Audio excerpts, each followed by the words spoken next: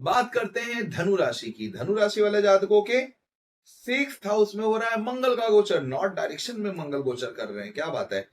इसके साथ साथ जब मंगल का गोचर 6th हाउस में होता है ना, गोचर की बात कर रहे हैं, लगन कुंडली नहीं, तो यह आपके व्यापार को काफी ऊपर ले जाने की कोशिश करते हैं। मतलब जो व्यापार में चुनौती या फिर स्ट्रगल आप संघर्ष फेस कर रहे थे, झेल रहे थे, यह समय आ गया कि मंगल का एक गोचर आप लोगों को काफी लाभ देता हुआ दिखाई दे रहा है। करियर में अनेकों प्रकार की सफलता मिलती हुई दिखाई दे रही है, प्रमोशन मिलता हुआ दिखाई दे रहा है, क्योंकि 6th हाउस होता है जॉब का। यहाँ पे मंगल का यह गोचर आप लोगों के जीवन में काफी आप लोगों को लाभ देता हुआ दिखाई दे रहा है।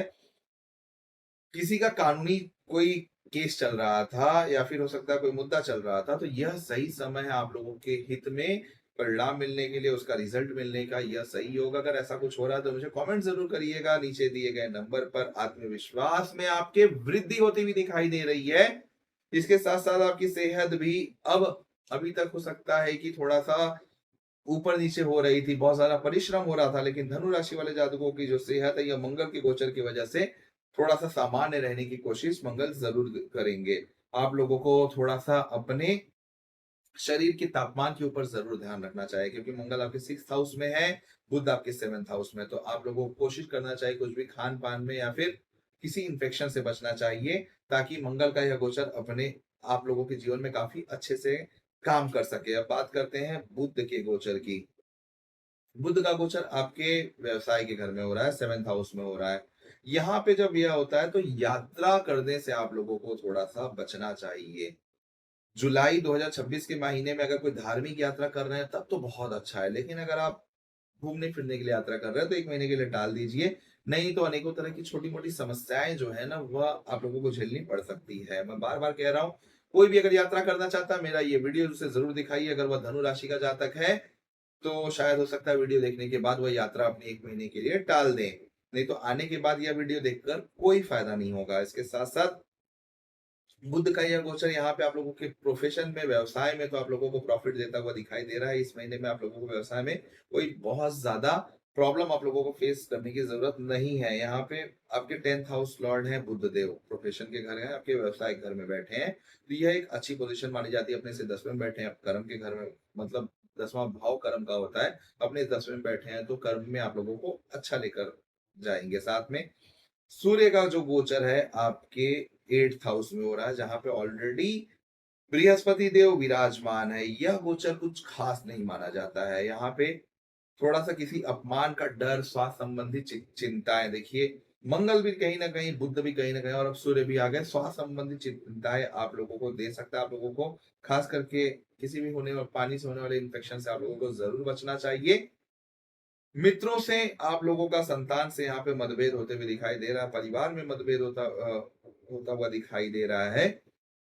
आप लोगों को थोड़ा सा मजबूत रहने की सलाह दी जाती है। जितना हो सके आप लोगों को अपने, जितना योगा कर सकते हैं उतना अच्छा है। थोड़ा बहुत वॉक कर सकते हैं, एक्सरसाइज कर सकते हैं, तो आप लोगों के लिए काफी अच्छा है। वैसे गुरु के साथ सूर्यदेव बैठे हैं तो बहुत ज्यादा हानि नहीं करेंगे, क्योंकि गुरु होते हैं ना, गुरु के साथ जो प्लेनेट बैठ जाता है वह काफी लाभ देकर ही जाता है, बहुत ज्यादा नुकसान नहीं करता है। शुक्र की बात करें, शुक्र आपके 9वें भाव में बैठे हैं, सिंह राशि में गोचर कर रहे हैं।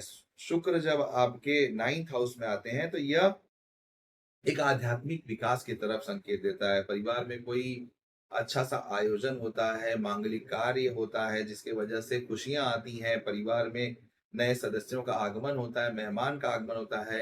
ऐसी प्रेडिक्शन शुक्र 9वें भाव में बनाते हुए दिखाई दे रहे हैं। व्यवसाय में बुध का गोचर कह रहा था काफी अच्छा जाएगा, मंगल का गोचर कह रहा था करियर में आप लोगों का काफी अच्छा जाएगा। अब शुक्र का गोचर भी यह फिक्स कर रहा है कि वित्तीय लाभ, फाइनेंशियल स्टेटस आप लोगों का बढ़ता हुआ यहाँ पे दिखाई दे रहा है, व्यवसाय बढ़ता हुआ दिखाई दे रहा है। जो आप लोगों की प्रतिभा थी जो छुपी हुई थी, अब बाहर आती हुई दिखाई दे रही है।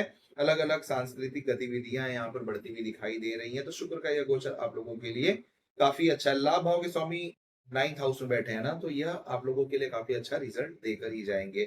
गुरु के गोचर की बात की जाए, गुरु यहाँ पे उच्च के हैं, अपनी राशि से 8वें में बैठे हैं, तो बहुत ज्यादा अच्छा तो नहीं कह सकते।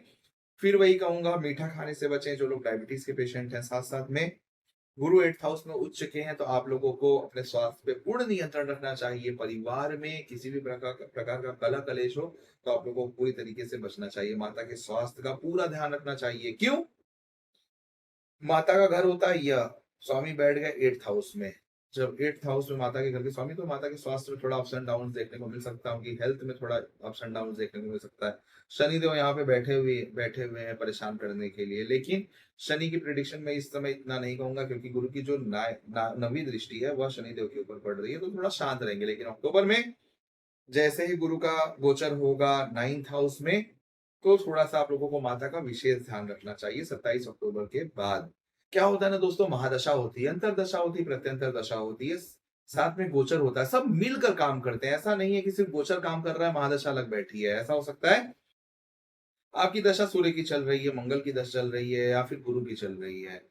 तो लग्नेश, पंचमेश या नवमेश की दशा चल रही है, तो आप मेरी बातों से 100% नहीं, सिर्फ 60-70% रिलेट करेंगे।